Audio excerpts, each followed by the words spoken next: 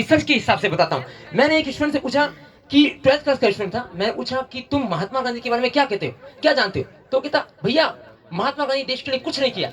यार नथुराम गोडसे देशभक्त थे, महात्मा गांधी देशद्रोही थे। मुझे बहुत गुस्सा आया, बहुत बुरा लगा, लेकिन मेरा थोड़ा शांत नेचर है। तो एक प्रश्न मेरे मतलब दिमाग में उठता है, अगर नथुराम गोडसे में सच्चाई इतनी देशभक्ति थी, अगर वो देश के सच्चे देशभक्त थे, तो कोई किताब दिखा दी जहां पे लिखा है कि उन्होंने इस धरती को, इस भारत को एक देश को भी दान दिया हो। कोई किताब दिखा दी जहां पे लिखा है कि उन्होंने अंग्रेजों को एक तमाचा भी हो, तो काहे की देशभक्ति हो गई है?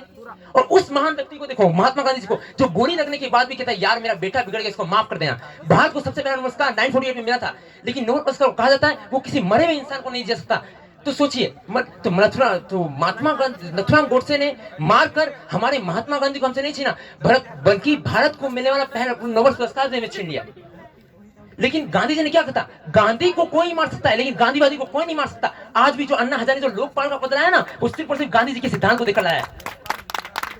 और दूसरा, अगर मैं रेलेवेंस बताऊं तो सादगीपूर्ण जीवन, सिंप्लिसिटी को प्रमोट करना, हम गांधी से सीख सकते हैं। देखिए पार्टीशन का समय चल रहा था, तो हिंदू और मुस्लिम पार्टीशन चल रहा था।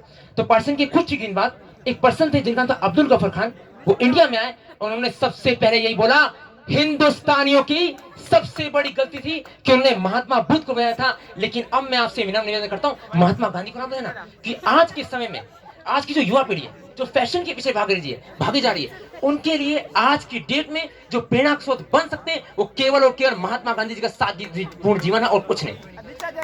और सर अंत में सर पंक्तियां, जिनके ओजस्वी वचनों से, जिनके ओजस्वी वचनों से गूंज उठा था ये विश्व गगन, जिनके ओजस्वी वचनों से गूंज उठा था ये विश्व गगन, वही प्रेरणा पूंज हमारे, वही प्रेरणा पूंज हमारे मोहनदास करमचंद, वही प्रेरणा पूंज हमारे मोहनदास करमचंद, जिनके माथे गुरु कृपा थी, जिनके माथे गुरु कृपा थी, जो करते अभिनव चिंतन, वही प्रेरणा पूंज हमारे, वही प्रेरणा पूंज हमारे मोहनदास करमचंद, वही प्रेरणा पूंज हमारे मोहनदास करमचंद। इसके साथ जय राजस्थान, जय हिंदुस्तान।